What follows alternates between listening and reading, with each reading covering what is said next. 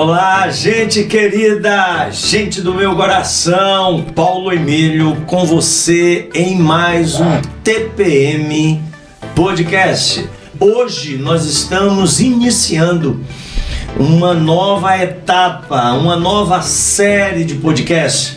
Nós já trabalhamos com a questão do discipulado, falamos bastante do discipulado e agora o TPM Podcast vai trabalhar com a temática da religiosidade e graça. Religiosidade e graça.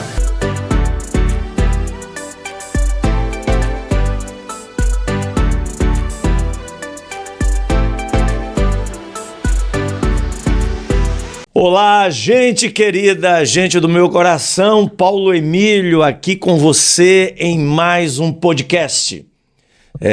Nessa temporada do nosso podcast, nós vamos conversar sobre as relações entre a religiosidade e a graça. Será que há relação entre religiosidade e graça? Ou graça e religiosidade são duas linhas paralelas que nunca se encontram? O nosso podcast, o TPM Podcast, Teologia Prática e Mentoria, vai conversar hoje com uma pessoa que é pela segunda vez que vem aqui em nosso podcast e tem sido muito bom, muito proveitoso toda a conversa com ele. É o nosso Ricardo Quadros Gouveia, direto lá do Canadá, e nós vamos conversar sobre algo muito especial. Ele até escreveu um livro sobre isso e nós vamos bater esse papo aqui muito legal. Ricardo, muito bem-vindo ao TPM Podcast. Uma alegria ter você aqui com a gente, Ricardo. Obrigado, Paulo. Obrigado pela sua amizade e que Deus continue abençoando o seu ministério. É um prazer estar conversando com você essa manhã. Que joia, Ricardo. Vejam, gente, trazer o Ricardo aqui, a gente está aqui num sábado pela manhã, foi uma ginástica e eu quero agradecer a ele e a Lilian, por ter cedido ele aí nesses minutos conosco para a gente poder rodar o nosso podcast. Então, vamos lá, Ricardo. Piedade pervertida. Tem como a piedade ser algo pervertido, Ricardo? Sem dúvida, eu acho que a Bíblia deixa isso bem claro, né? Existe uma condenação da hipocrisia, por exemplo, nos evangelhos, Jesus condena a hipocrisia dos fariseus, que eram homens muito piedosos. E também em outras partes das Escrituras nós encontramos pessoas piedosas, como por exemplo os profetas que condenavam Jeremias e o maltratavam. E a gente sabe que existe uma piedade que é genuína, não é? Então, sim, é possível haver uma perversão da piedade quando nós nos esquecemos do que realmente constitui o cerne da fé cristã. Beleza. E nesse podcast, Ricardo, nós estamos abordando a questão da religiosidade, não como aspecto. É bom diferenciar a religiosidade de religião. A religião é, até no sentido do latim, religare, ligar novamente, em um certo sentido é importante. Mas a religiosidade, seja ela de qualquer denominação, qualquer cor denominacional, ela é algo prejudicial, Ricardo? Sim, quando você tem religião sem espiritualidade, isto é, sem piedade, eu gosto da palavra piedade porque é uma palavra bíblica. Mas quando a gente diz espiritualidade, é a mesma coisa, desde que eu entenda que espiritualidade é a presença do Espírito Santo de Deus. E isto, às vezes, não está presente na religião das pessoas. Então, as pessoas são religiosas, mas sem esta piedade genuína que muitos preferem chamar de espiritualidade, porque constitui-se da presença do Espírito Santo na vida da igreja, na vida de cada pessoa. E isso, Ricardo, é uma coisa que é muito sutil, né?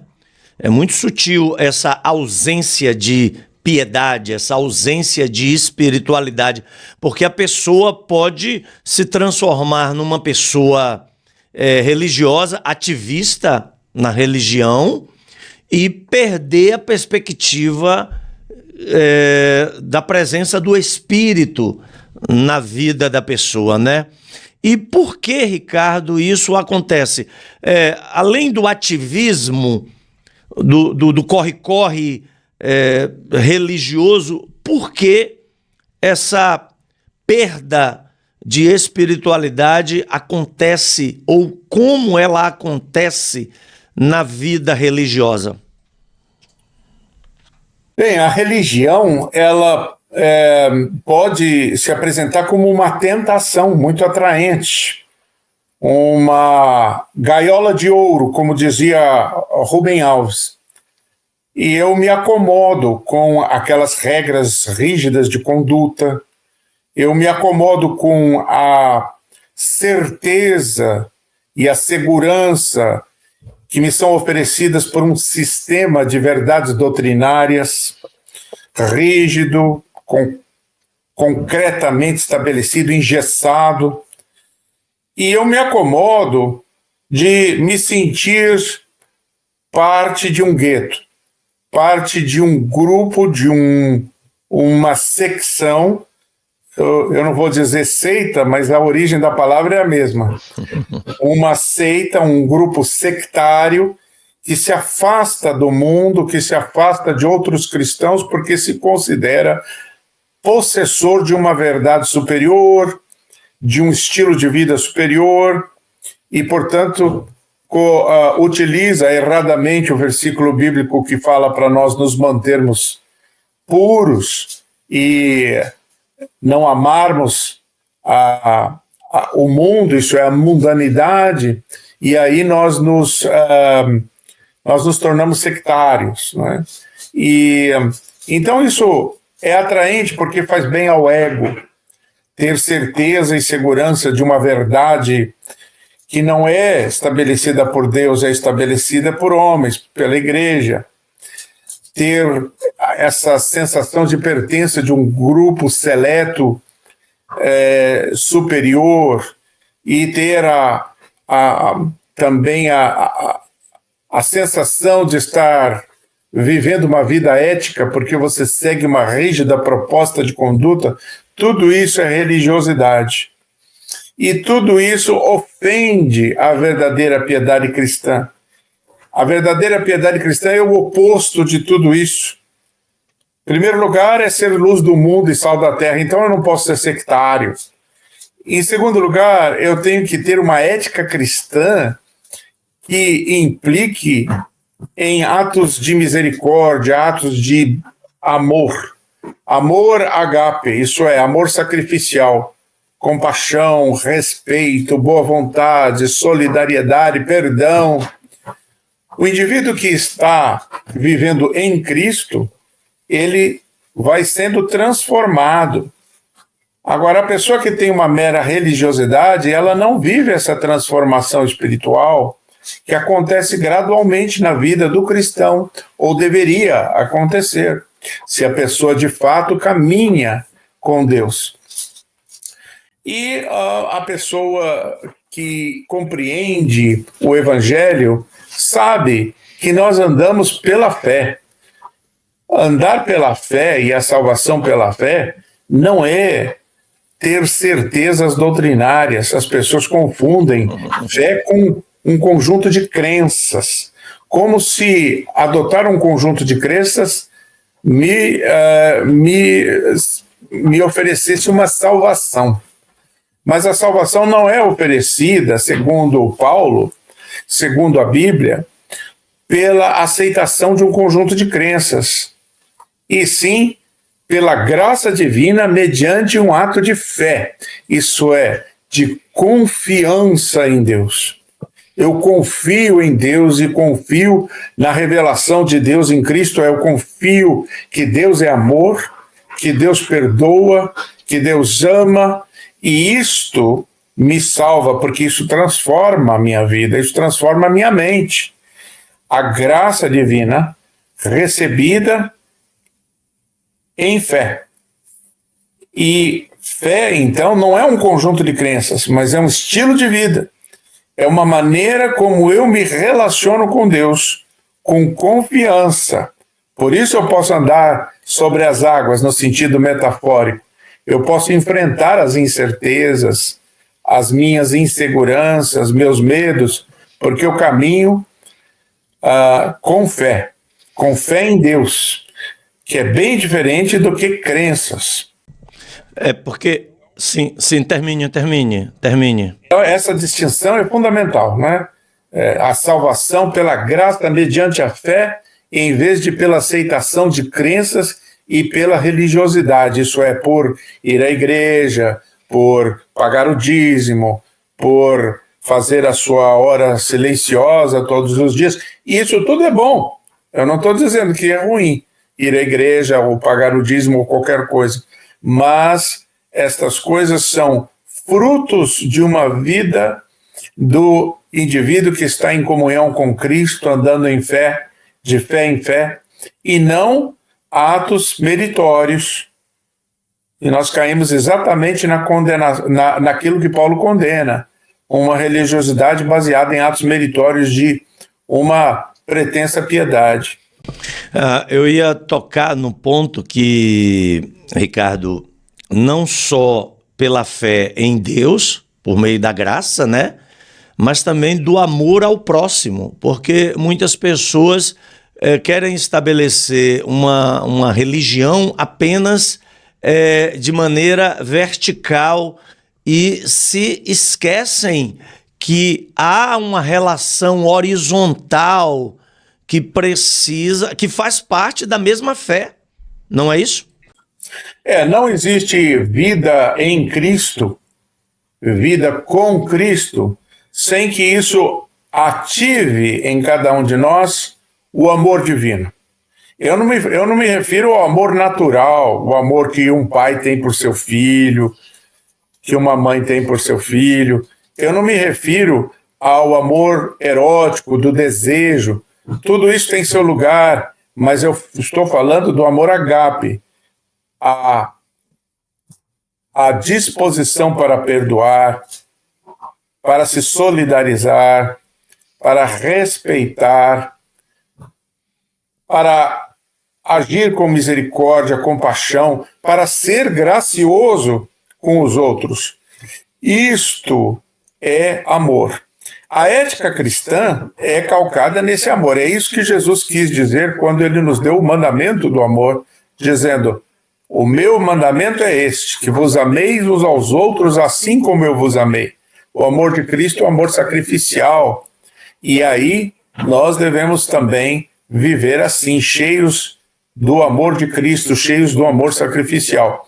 Quando eu substituo essa ética do amor ágape, que eu substituo essa ética por uma rígida proposta de conduta, que é baseada em legalismo, um legalismo moralista, os chamados não-damentos, não é? Não pode beber, não pode fumar, não pode falar palavrão, não pode dançar, não pode usar biquíni, não pode sambar, não pode passar batom e por aí vai. O que acontece? Você está fazendo uma caricatura da ética cristã. É, na verdade, uma regra de conduta que não implica numa transformação pessoal de dentro para fora, não é o aprendizado do amor divino, do amor ágape, do amor sacrificial, do amor de Cristo. É apenas uma proposta rígida de conduta que eu encontro em qualquer religião. Varia um pouco a proposta de conduta de uma religião para outra, que tipo de roupa que você pode vestir, que tipo de comida que você pode comer, aonde que você pode ir, quais são os festivais que você tem que participar, mas não passa de religiosidade, de uma forma ou de outra. É focada muito legalisticamente no meu comportamento pessoal e esquece os relacionamentos quase que totalmente, e a questão social. O chamado pecado social fica totalmente encoberto. E a ênfase na Bíblia, do Gênesis ao Apocalipse, é no pecado social. As pessoas talvez se esqueçam disso, mas é o pecado social, é o fato de você não ser justo, é o fato de você cometer injustiças para com as pessoas, é o fato de você não atender o órfão e a viúva, é o fato de você não atender o imigrante, o estrangeiro na sua terra, é o fato de você ser racista ou xenófobo ou qualquer outro tipo de preconceito. Isso é o que nós chamamos de pecado social, que os teólogos do século XX têm enfatizado tanto, não é? E aí o ultraconservador, ele tende a focar o quê? Nos pecados pessoais que são definidos a partir de uma regra rígida de conduta que não é bíblica. Uhum. Eu estou olhando aqui, Ricardo, enquanto você está falando aí, eu estou olhando aqui para o texto de Gálatas 5, que Gálatas é a epístola, que eu costumo dizer que Gálatas salvou o evangelho, porque salvou o evangelho do legalismo, salvou o evangelho do domínio da religiosidade. Se não fosse Gálatas, que foi a primeira carta que Paulo escreveu, eu acho que a igreja estaria perdida. Perdida no judaísmo até os dias de hoje. E Paulo, ele quando fala sobre as obras da carne, em Gálatas 5, 19 em diante, ele diz assim: ora, as obras da carne são manifestas: imoralidade sexual, impureza, libertinagem, idolatria e feitiçaria. Agora, olha a quantidade de pecados relacionais: ódio, discórdia, ciúmes, ira, egoísmo, dissensões, facções, inveja.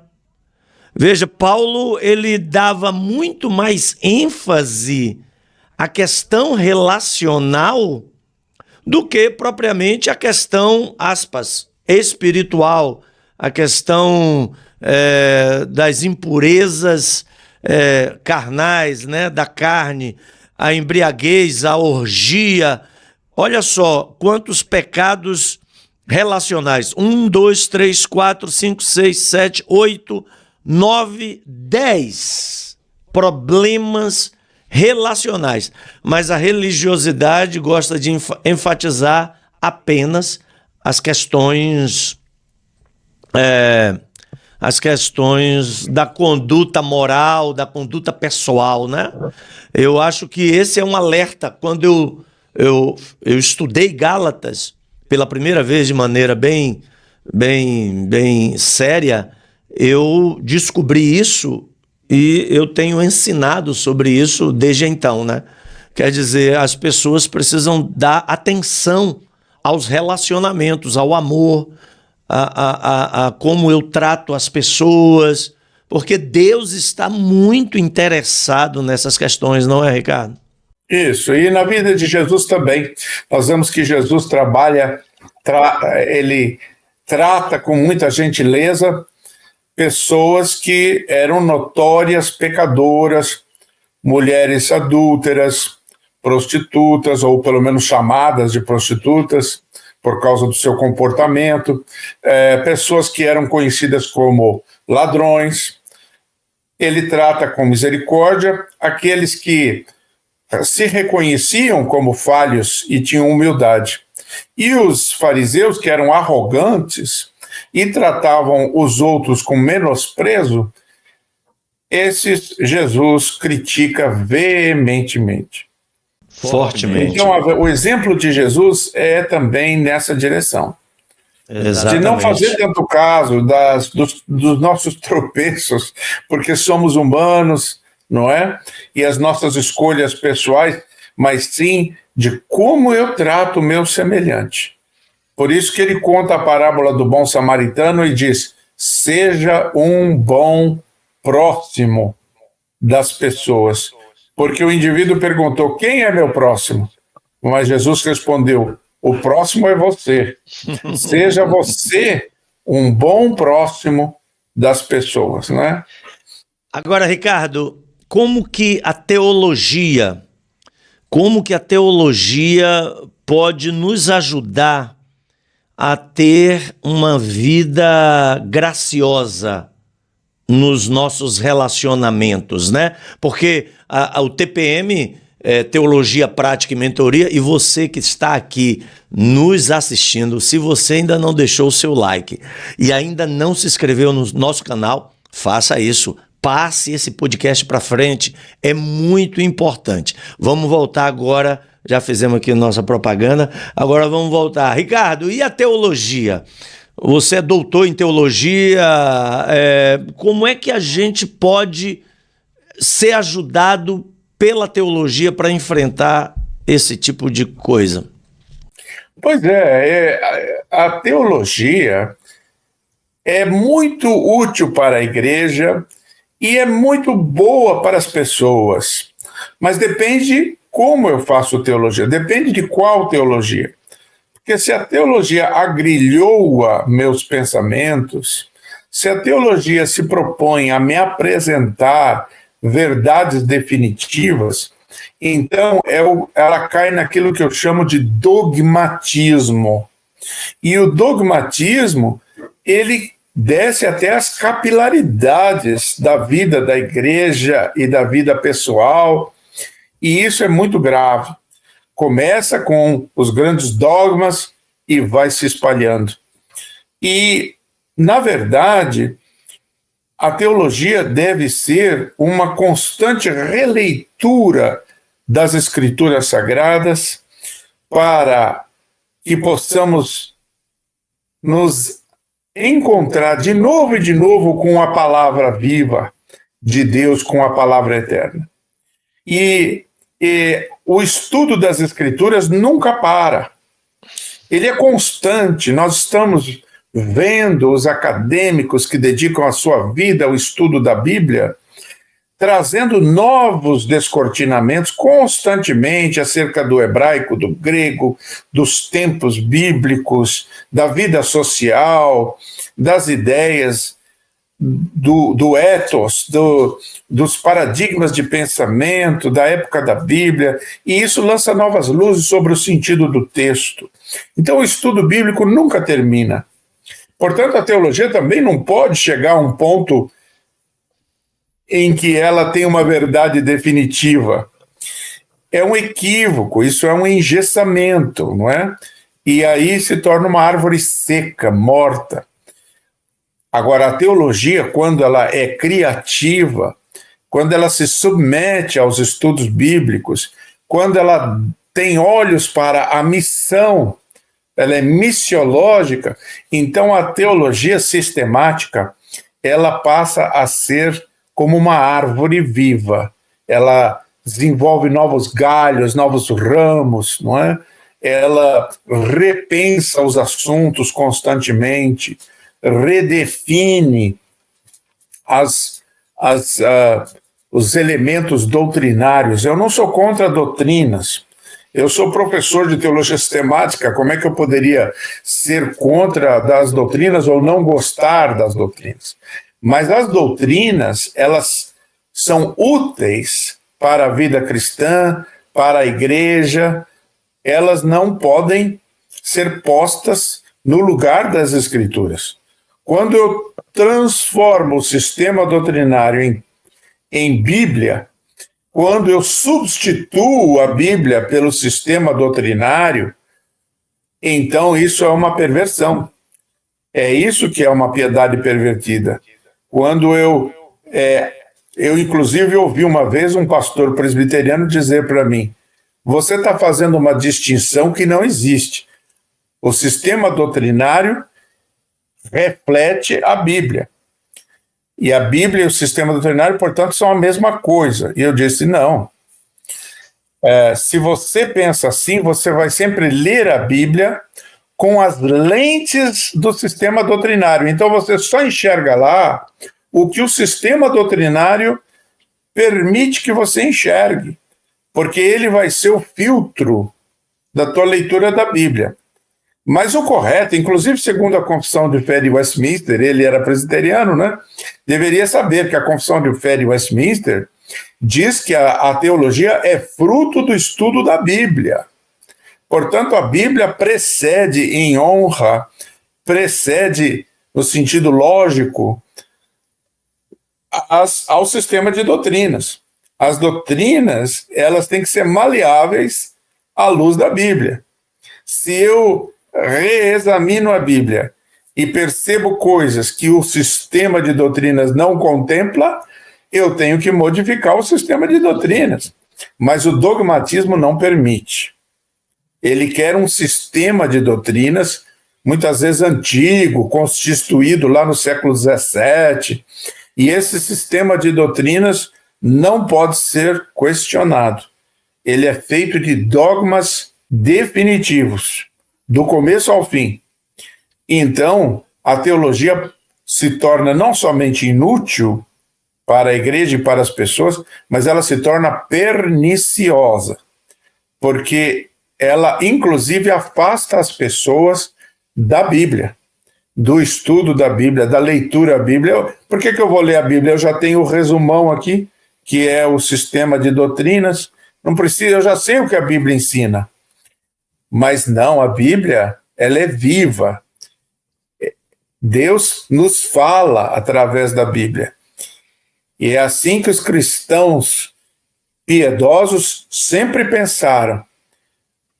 Eu não posso substituir a Bíblia pelo sistema de doutrinas. Isso é uma forma de idolatria. E é um grande equívoco e uma perversão da piedade. E agora a gente chegou no ponto aí, nessa última frase sua.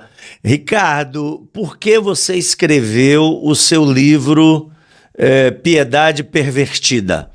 O que é que levou você a escrever esse livro? Eu procurei o meu exemplar, eu acho que eu emprestei, vou ter que comprar outro, que eu queria trazer aqui para mostrar para os nossos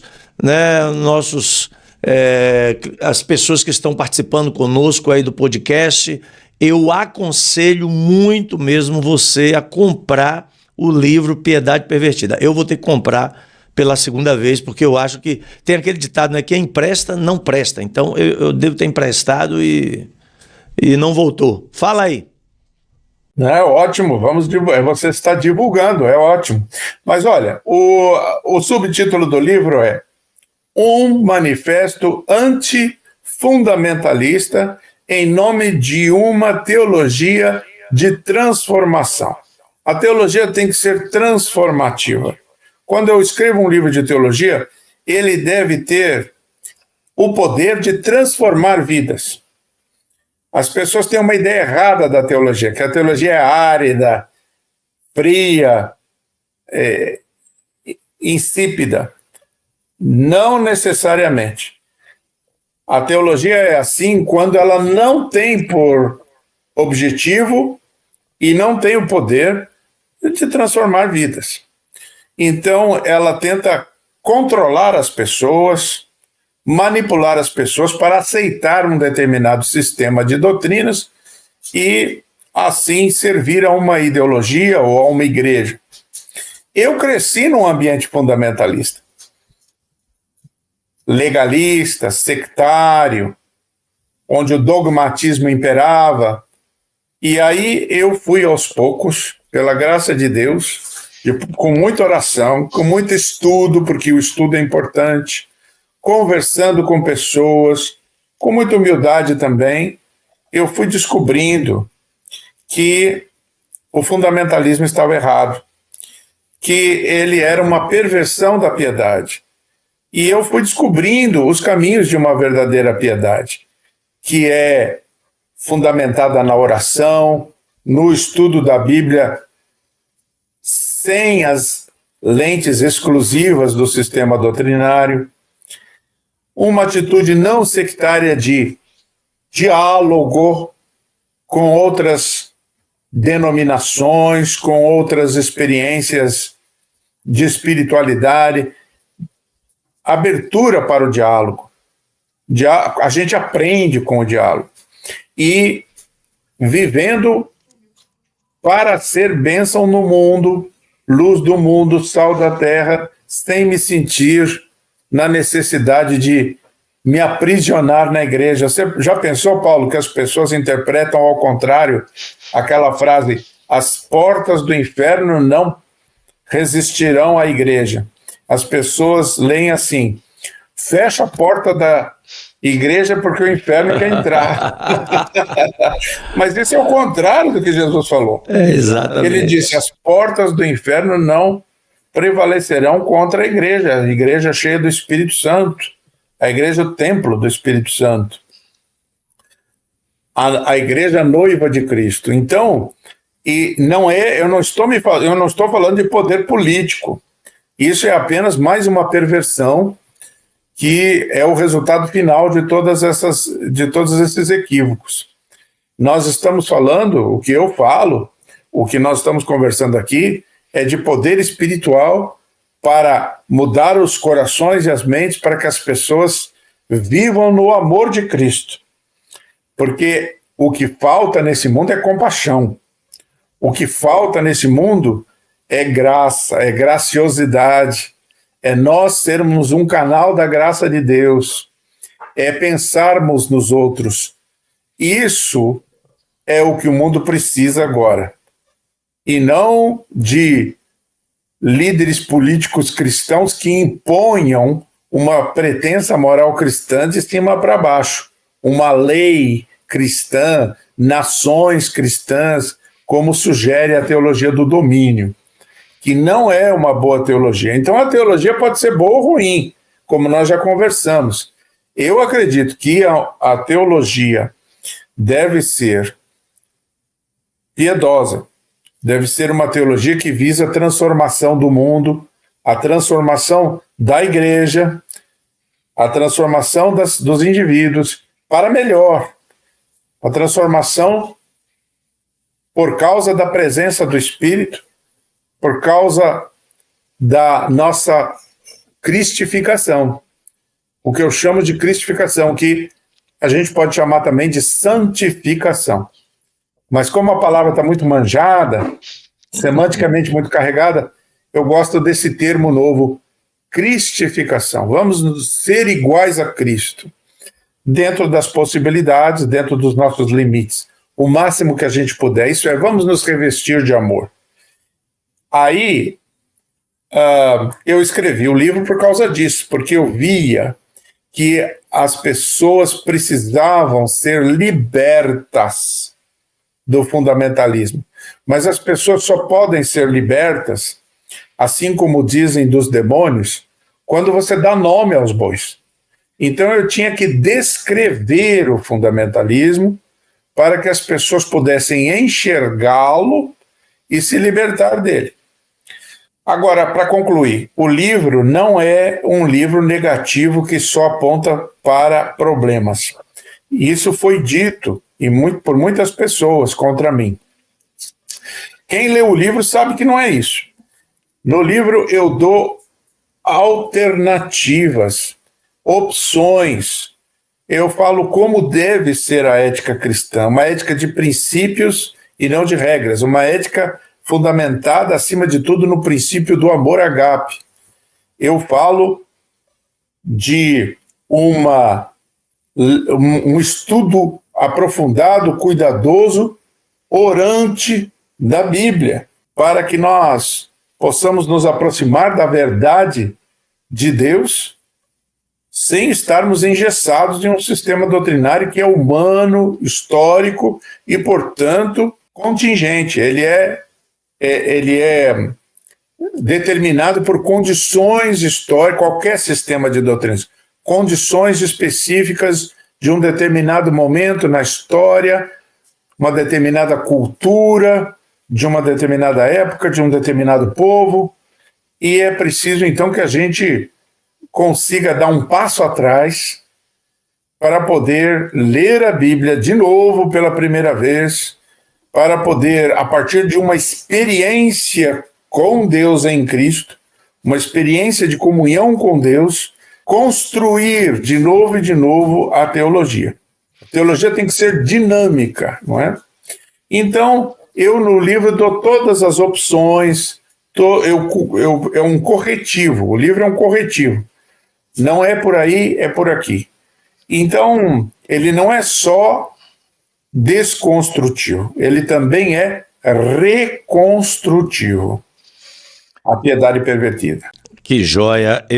Quando eu dava aula de teologia, faz tempo, eu até estou querendo voltar a dar aula de teologia, ministrar aulas.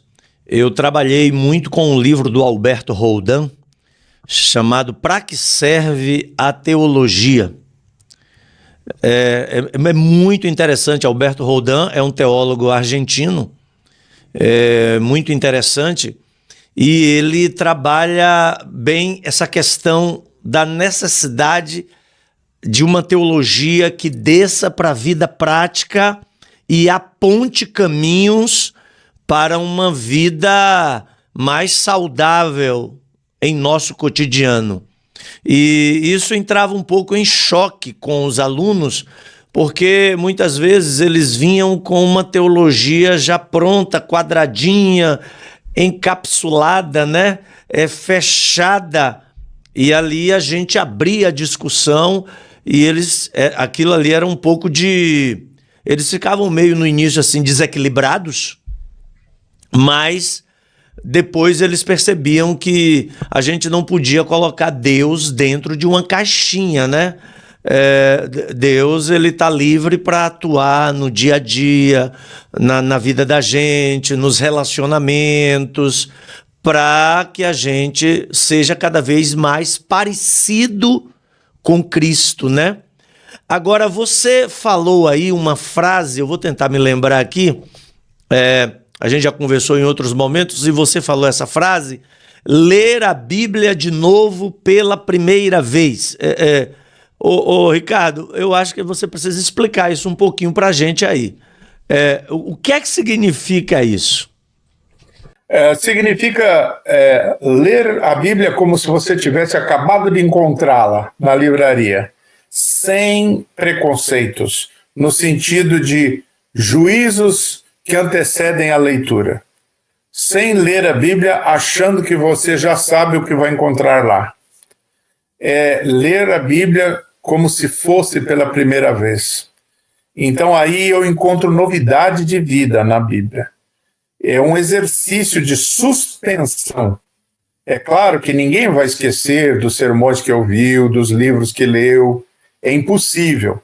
Mas é um exercício de suspensão de tudo aquilo que eu já sei, que eu já ouvi, acerca de um determinado texto. E então eu faço o exercício de tentar ler o texto como se fosse pela primeira vez. Eu acho, Ricardo, que esse exercício pode ser feito quando a gente pega outras traduções, quando pega uma paráfrase, né? Tem gente que fica escandalizado porque acha que aquela tradução é inspirada, né? Eu leio sempre na Nova Versão Internacional, mas só que na maioria das igrejas o pessoal está preso aqui naquela revista de Almeida, né? Atualizado, corrigida, e ali já disseram para mim, pastor, essa Bíblia que o senhor lê é uma Bíblia herética. Eu falei, ô irmão, a tradução não é inspirada não, sai dessa. a gente precisa encontrar novas maneiras, né? Porque assim é o processo de ensino, né? Novas maneiras de ler de novo o mesmo texto pela primeira vez, né? É isso. Como nós não estamos falando do texto original, que é em hebraico, grego e algumas passagens do Antigo Testamento em aramaico, então nós estamos falando de traduções. E essas, portanto, quanto mais traduções você puder consultar, melhor. Existem traduções em várias línguas e existem várias traduções em português que você pode consultar, paráfrases, e assim você vai ter diferentes tentativas de reproduzir o sentido do texto original. Então, esse exercício é muito bom. E é exatamente isso que eu estou propondo mesmo, Paulo. E assim a gente também pode olhar para o texto com novos olhares. Isso é, com muitas lentes.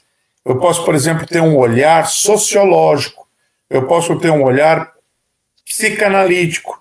Eu posso ter um olhar estruturalista. Eu posso ter um olhar fenomenológico. Eu posso olhar para o aspecto cultural. Eu posso, que seria um olhar antropológico, e assim por diante. Quer dizer, não existe um único par de lentes que você deve colocar diante dos seus olhos.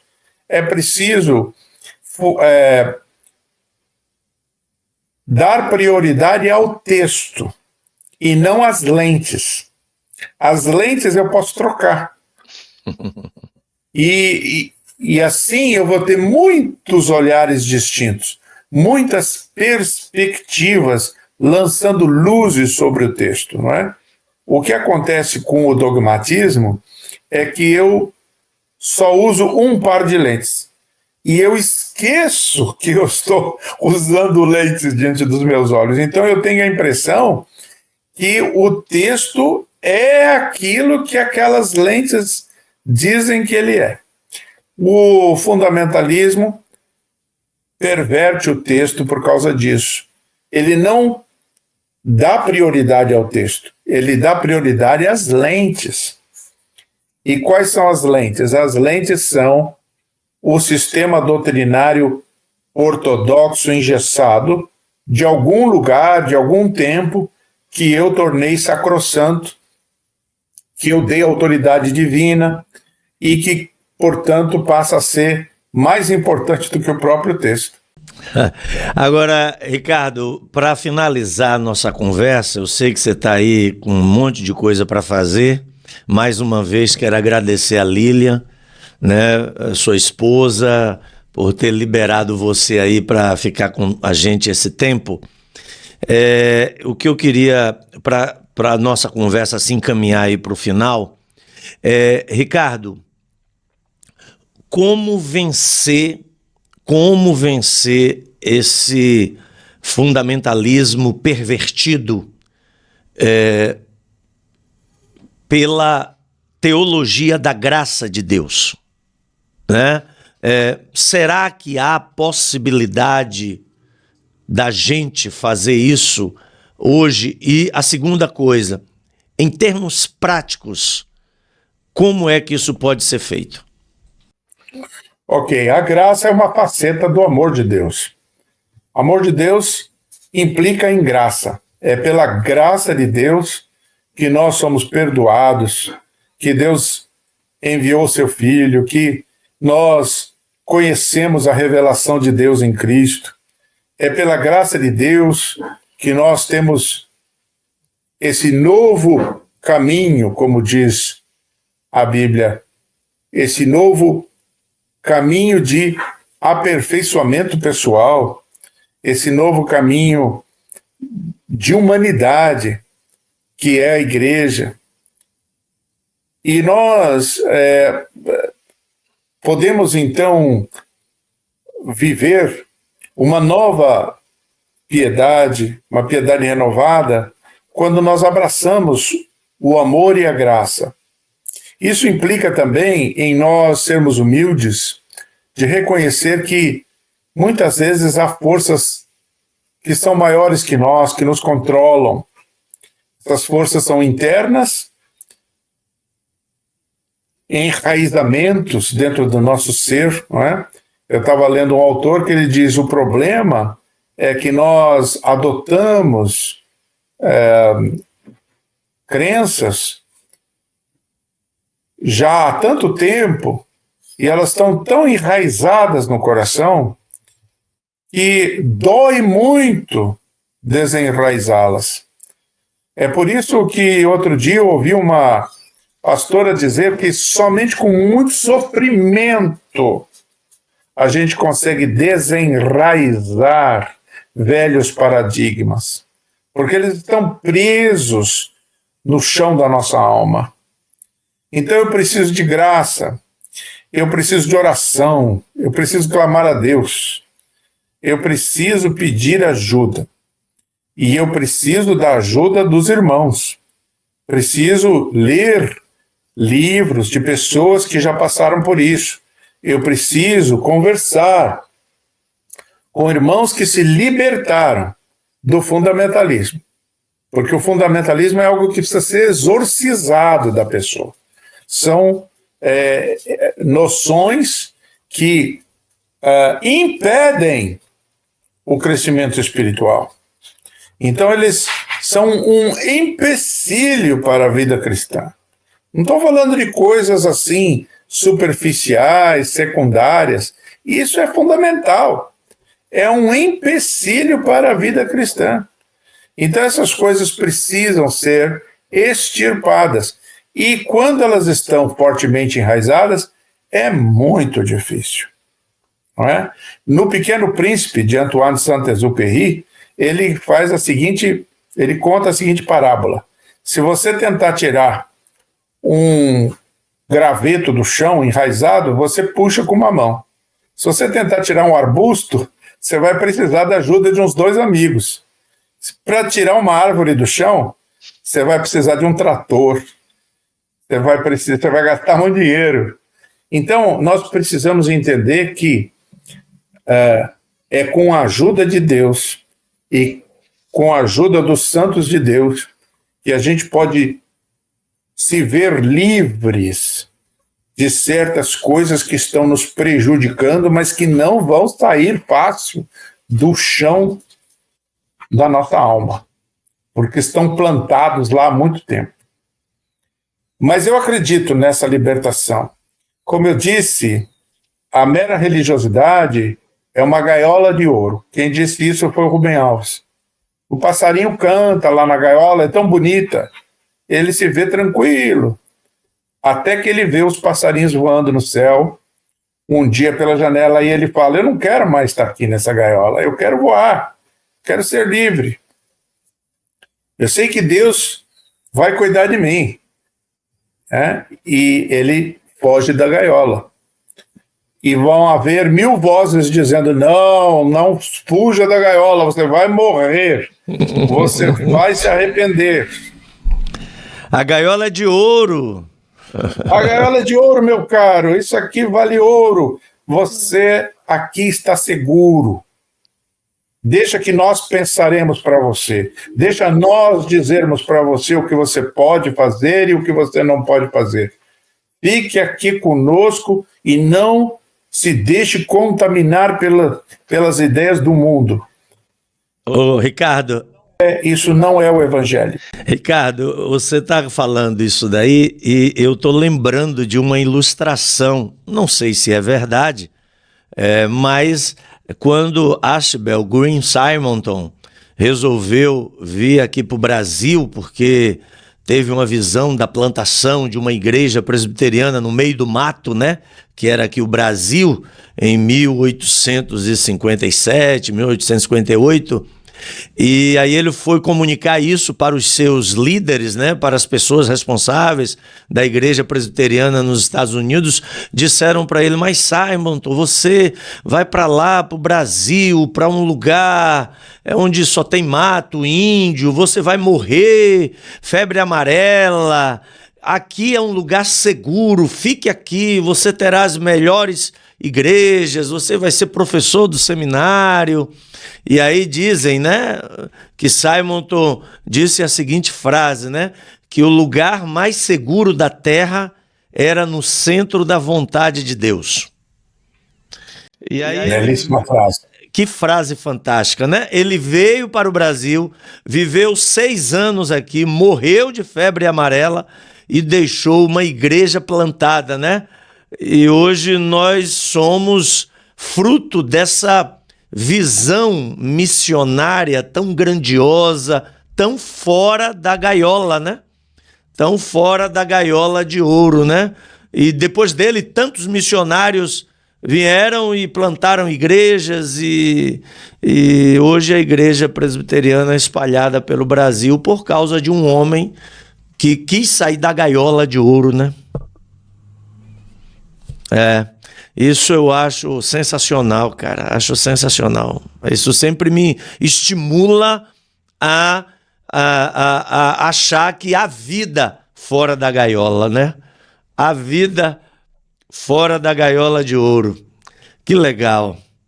Que legal. Ô Ricardo, muito obrigado, cara. Muito obrigado mesmo.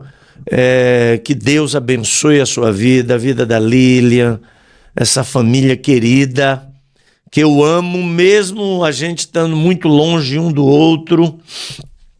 Mas quem sabe um dia você vindo aqui em São Paulo, né? Aqui não, né? Lá em São Paulo, me avisa para eu ir lá te ver, para dar um abraço em você. Tá bom, meu amigo? Com certeza, Paulo. Grande abraço para você e muito sucesso com a TPM. O TPM Podcast. Ricardo, beijão no coração. Valeu, viu? Muito obrigado. Valeu, gente. Que Deus abençoe sua vida. Passe esse podcast para frente. Esse podcast, gente, é libertador. Você não pode ficar só para você. Coloque para frente, coloque para fora e Deus abençoe a sua vida. Valeu, amigão. Tchau. Tchau, Paulo.